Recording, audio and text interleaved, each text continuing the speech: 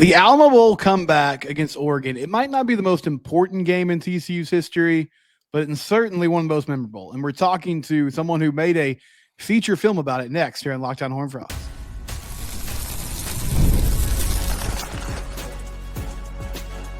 You are Locked On Horned Frogs, your daily podcast on the TCU Horned Frogs. Part of the Locked On Podcast Network, your team every day. That's right. Locked On Horned Frogs, your team every day. I'm your host, Steven Simcox. I'm joined today by multi-hyphenate Clint Foster, former equipment manager, YouTube star, does the, TCU fan reaction videos, hosts his own Big 12 centered football show now, and also an award-winning filmmaker, Panther City Film Festival. Remember the Alamo Bowl. What category did you win, Clint? Best Texas feature, and I was absolutely floored. I had no idea. I was up against a lot of really, really good films, and this was documentaries, fiction, comedy, all kinds of different things. Horror were all in this category. It just had to be made in Texas, and I took it away. So I cannot wait to share this film with everybody. It's such an awesome idea, and I won't ask you the obvious question of like what spurred the idea, because we all know what the game was, and then Bram's story too, and how that's kind of taken, a life of its own in some ways. But I guess what was the moment where it went from like, okay, this is a cool thing that I'd love to do, to, oh, there's actually some legs here and we can get this done?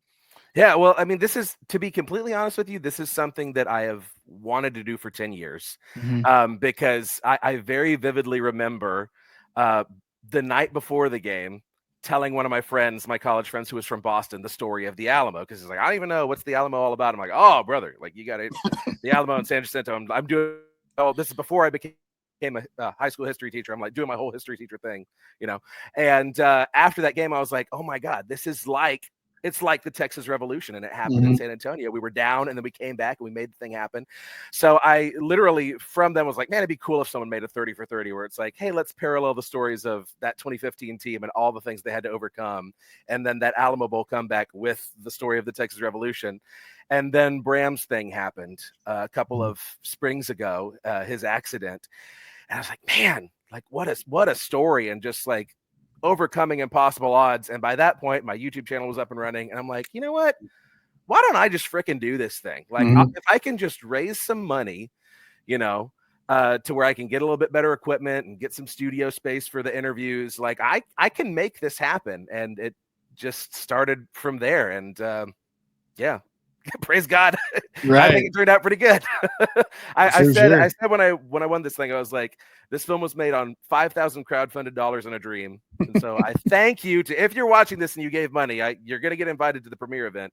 I can't thank everyone enough who was a part of helping make it happen. So you've been stewing on this idea for a while. I guess you probably like revisited that game a lot, but through the process, I'm sure you learned a lot of things. What was one thing maybe that you were just like, oh, I didn't realize that, or that was super intriguing about, whether it was the game or kind of the story after that stuck with you through the process of getting this done? Well, one of the cool things about making a film like this is you get so much of a peek behind the curtain, right, of the team. And because like you said, I was an equipment manager when I was in school, I overlapped with several of these guys. So I knew some of these guys already, but I didn't know a lot of these stories about, like, for example, Aaron Green walks us through his tortilla tip catch at Texas Tech and everything that happened on that play. Trey and Josh Doxson, they all walk through it. Or one story that I think is really fun that gets shared is Doug Meacham talking about celebrating after the game.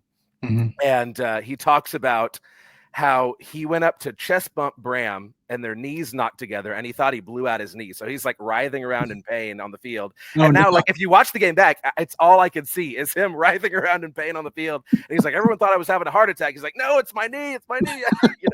And then after the game, he tells another story about how he was hungry, but all the restaurants were closed because, that game was over so late. Oh, yeah. So he's like, well, I went to Whataburger because it was the only thing that was open in the whole town. There was a line out the door, and people in line recognized me, and they let me cut to the front of the line. He's like, I've made it. This is it. It's never getting any better than this. I'm in front of the line of Whataburger. Just little stories like that, I think, really add a lot of character and fun to the film. That team had great chemistry. I mean, I know winning like always helps that, but how much did they love that moment for Bram? Because like he was incredible in that second half. He dove in the end zone on a 4th and goal. He converted all these crazy situations. How happy was the team just for him in that moment to have on a national stage like an incredible performance? Yeah, well, I mean, everyone who knows Bram knows this about him, and I think you see it in the film as well, that he's just a tremendous dude. Mm-hmm. Very loving, open arms, caring guy that has never met a stranger, and the team did love him. I mean, it's kind of funny because they talk about how like we were so confident in him and we were going to make it happen, and then the first half happens, and everything goes wrong. But yeah, it was just magic watching him just have this out of body superhero Popeye eating the spinach experience of just willing the team to victory. Literally everything went right. Everything went wrong in the first half. Yeah. Right in that second half to pull it out. And also too, I will say this, that Trevon Boykin everybody was very forthcoming in their interviews, which was really great, and got vulnerable at times. Trey tells the entire story of his arrest that night.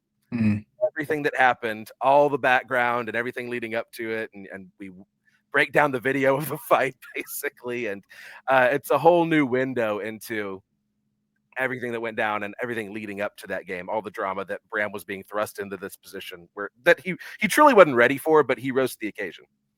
No, he certainly did. How is Trey doing? I mean, I know he's playing football in Mexico now and trying to just keep that dream alive as well. But what did you get? What kind of sense did you get from where he is personally now after getting the chance to talk with him? Trey's in a really good place, I think. He recently gave his life to Christ and got baptized. That's something that's super important to me, and I made sure to highlight that in the film. And he's really turned over a new leaf. He's I've made a lot of mistakes, but he's a new man. And yes, he's playing football in Mexico. He's doing some camps here and there. He's also trying to start a business in Dallas and spending lots of time with his daughter. So yeah, he's in a really great place. And it was fun. That's one of the guys that I had some overlap with. So it was really fun hanging out with him and talking with him for the first time in a while. Where does this rank for you? Because you're a lifetime Frog, like multi-generation. You talked about being with the program as an equipment manager too. I mean, there's been some high highs, but like Alamo Bowl, this comeback, where does it rank for you as a TCU fan? I mean, it's definitely a special moment. It's definitely top 5. We were talking about this before the show, Steven, that like I've been lucky enough to be at a lot of really important games. And like, I cried when we beat Michigan. Not ashamed to admit that. I was like, oh my God, we're going to the national championship. I can't believe it. Man. And like I was at the Rose Bowl, but this game, as far as just, I don't think I've ever been at a more bonkers, crazy game that was just so thrilling. And at the end of that game, I was literally I could have leapt out of the upper deck of the stadium. I was jumping so high, just like couldn't believe that we'd pulled it off because everything was against us. We had so many injuries on defense. Trey had been arrested 2 days before the game. Josh Doxson was injured. Right. We had all freshmen at wide receivers, and Oregon's coming in there and just absolutely punches in the mouth, and then find a way to pull it out. I mean, what a special time. And I think Bobby Thompson put it really well in the film, that it was like the perfect like bookend to a very pivotal and special era of TCU, right? That got TCU to what it is now. Right. Yeah, that was another thing. Watching it this week, like the receivers, I'm like, oh yeah, Jarrison Stewart was playing in that game. Like Jalen Austin. Yeah, Jalen Austin's making big catches. It was sort of a ragtag unit because of all the injuries the team had. Did they say like what was the mood at halftime? Were they confident? Were they like laughing? Like, man, this is not going well. Like, what was the mood when they're down 31-0 and just nothing went right in the first half of that game? Well, you get all of that in the film, so I don't want to give it all away. But there's not a lot of positive feelings at halftime. a couple players tell a story of Jason Phillips, who Frog fans will remember. Jason Phillips, the linebacker, he was an assistant coach on that team, and that he broke a chair while he was giving a fiery halftime speech. And then Coach P comes in and is like, hey, I don't know if we can do this, but let's just show them what we're about. I'll share two stories from halftime. One, my favorite one, is from Jaden Oberchrome, who talks about that he's actually sitting outside the locker room because he's like, I don't want to be a part of all this yelling. But he's like, I was completely checked out. I was just enjoying the heck out of a Uncrustables peanut butter and jelly sandwich. That's all I was thinking about, is just like demolishing the sandwich. And then the other story that I'll share is the offensive lineman went out of the locker room first, right? So Bobby Thompson tells a little story about him and Joey Hunt and Big V, all the offensive linemen standing in the breezeway with Coach P, as they can see across the breezeway the Oregon locker room, where everyone is laughing and joking and playing music really loud. And Gary Patterson turns around to him and says, do you hear that? They think you're a joke. So what are you going to do about it? Yeah. And then they go out there and the second half happens. Man, that's so cool. We've got a few more questions for Clint here. It's Locked on Horned Frogs. We're talking about his film, Remember the Alamo Bowl, here on Locked on Network.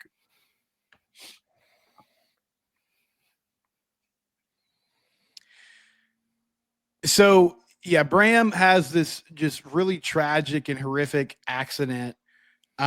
Clint, like, talking to his family, where is he at right now? Obviously, like, this was such an incredible moment in his life, and he's showing that spirit. Like, you watch him, he's throwing cut blocks in that game against Oregon. Like, he's diving all over the place, trying to make plays. And I mean, now you're seeing a similar fight as he's trying to recover, but how is he doing through that process right now? He's doing really well. I mean, every day has its challenges.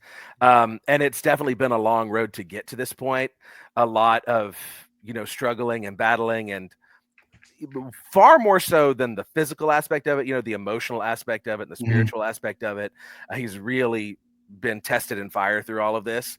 But he has had such an incredible support system around him. And he'll tell you this too. His girlfriend, Virginia, who talks a great deal in the film, and all of his teammates and his parents have helped him to get to where he is now. But I mean, part of it too is just, you see it in Bram as a player. He's not a guy who's going to admit defeat, right? Yeah. So when he sets his mind to something, he's going to do it. And yeah, it's really powerful to see him triumph all over again. And I mean, he has prosthetic legs now, but he's walking around and works out every day, plays golf, he's not letting it slow him down one iota. Right. You mentioned Aaron Green in that incredible catch against Texas Tech. The games in that season, man, I mean, the comeback, well, it was like a back and forth game against Tech. They went on the 4th and goal. And the comeback against Kansas State, like obviously the bowl game, the win against Baylor in triple overtime and the rain and the cold and everything.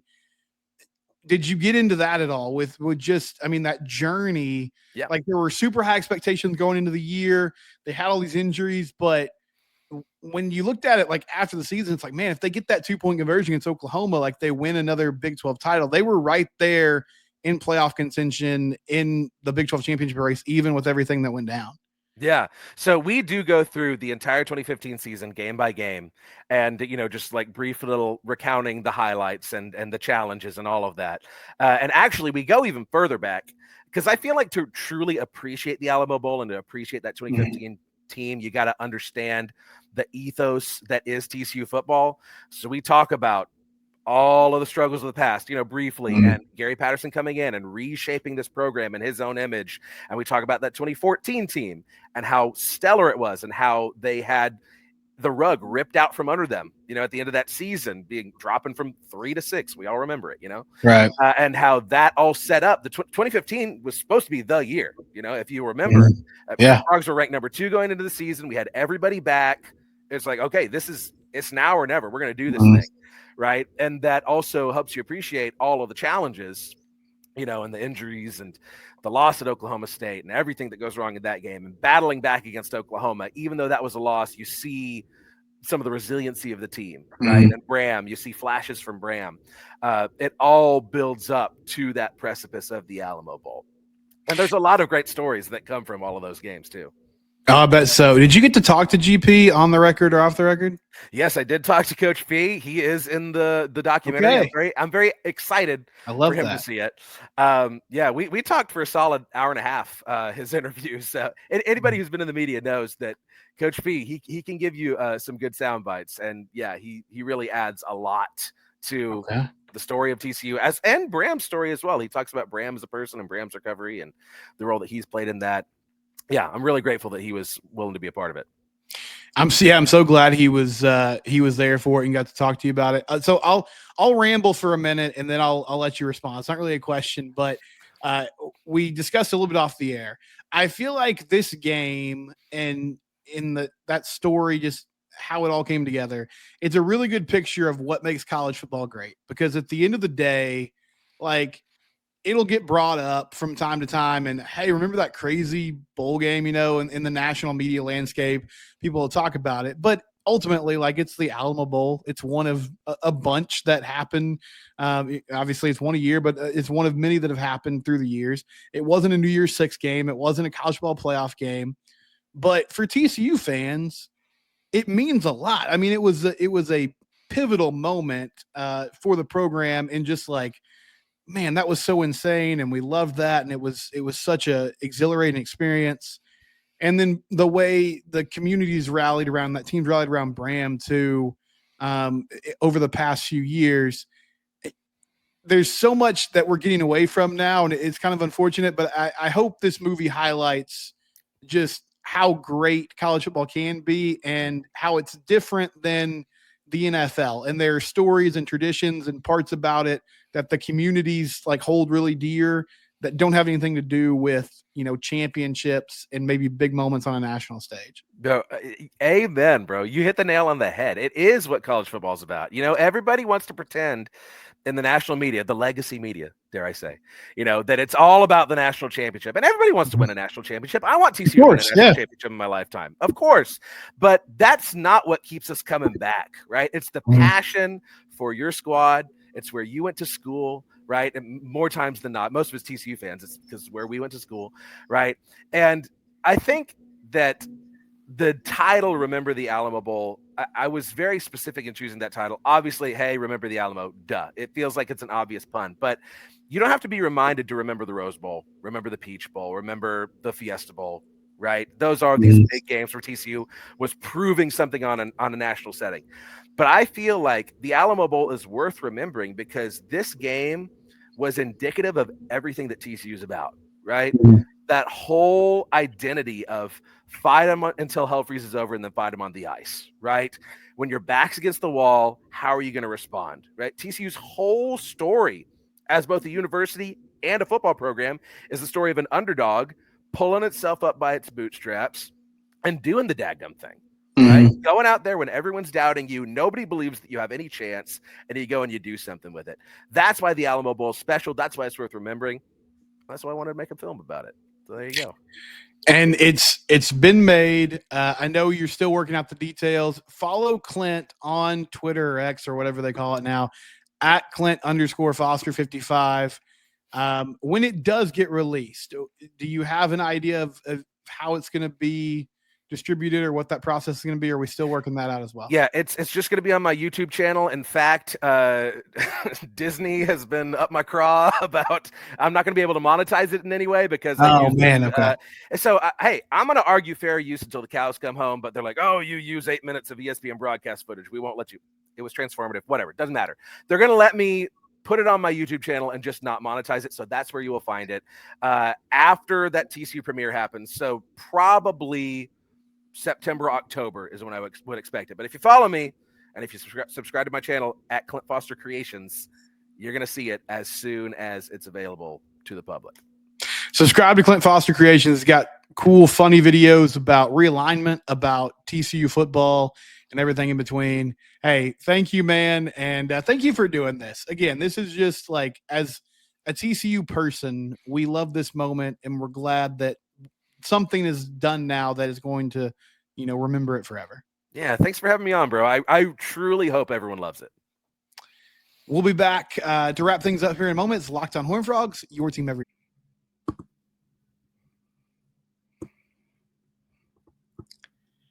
Wanted to give a shout out to Monarch Money, one of our sponsors. Use the code LOCKEDONCollege for 50% off your first year at monarchmoney.com. It's a budgeting app, but it's really more than that. It's a wealth management financial command center.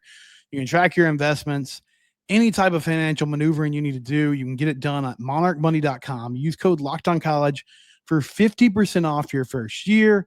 You can track those recurring payments, those subscriptions that you don't notice, and then you're like, wait, what happened? Where's my money going?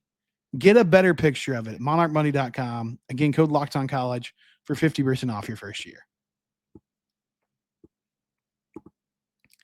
That was a lot of fun talking with Clint, and I'm super excited for this film. I watched that game back, and I'm not somebody like I'll rewatch games during the season after it's over, just see like, okay, what did I miss?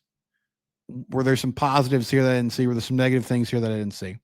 But I don't go back and watch, old games. It was 10 years ago. I don't go back and revisit games like that very often, but through the years, I'm sure like all of you have, I've thrown the YouTube highlight compilation on from that game. And Clint's right. It was such a good example of that never say die attitude that Gary's teams brought to the table. And like I was telling him in that interview, that team, I don't know how you guys feel about that group and what their legacy ended up being. That 2015 team, it felt like they should have been in the college football playoff. They didn't get there. But at the same time, with all the injuries they dealt with, for their only losses to be Oklahoma State on the road, Oklahoma on the road, and again, if they get that 2-point conversion against the Sooners, they win a Big 12 title. Like, they were that close to putting together a Big 12 championship season, even with everything that happened. I don't know if that gets them in the playoff. I'd have to revisit and look at, the 4 teams that were there. But they had this incredible run. The game against Tech, the win against Baylor in the rain and the cold, the win against Kansas State where they were down, they came back. Iowa State, they got down early. They came back. They won that game by a huge margin. Just time after time, they found a way. They destroyed Texas that year. That wasn't a comeback win. That was just from start to finish. They were the better team, but it was such a fun group of players, both in 2014 and 2015. And, because of some things that have happened, like with Trayvon Boykin, some of the things that have happened off the field, and then obviously like Gary, that relationship with the university, it still feels like there's some tension there. I don't feel like that group has been recognized as much as they should have. They lost 3 games in 2 years. And all 3, like 2 of the 3 were really close games. Oklahoma State game, it got away from them. But OU, they were right there. Baylor, lost on a field goal at the buzzer. In 2014, they destroyed a bunch of teams. In 2015, they had a lot of crazy comeback wins. But my point being, it was such an incredible run in those 2 seasons for TCU football. And they roll into that game. They get down 31-0. Nothing's going right. They could have just rolled over and said, hey, it's a bowl game. I mean, too bad we didn't have a great showing, but whatever. At the end of the day, let's just move on to the offseason. But they found a way. They came back. They won that ball game. And the heart and the determination that Bram Kohls showed in the second half, running the ball, making throws, throwing blocks out there. Jaden Obercrom hits a huge field goal in the second overtime to tie the game and send it to a third overtime from like 46 yards out on the left hash. The defense makes some big plays. The defense shuts Oregon out in regulation in the second half and allows that offense to kind of methodically make that comeback and get the job done. It was just such a cool moment for TCU football. And I'd love to hear in the YouTube comments what your memories were of that game. If you were there in the Alamo Dome, if you were watching at home, it's just one of those games that sticks with you.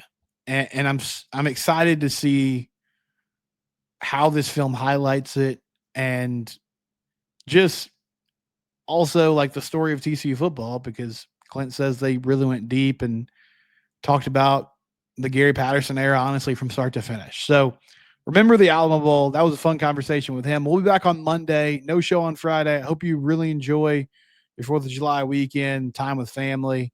It's Locked On Horned Frogs, your team every day. Subscribe to the YouTube channel. You can also find us wherever you get your podcast.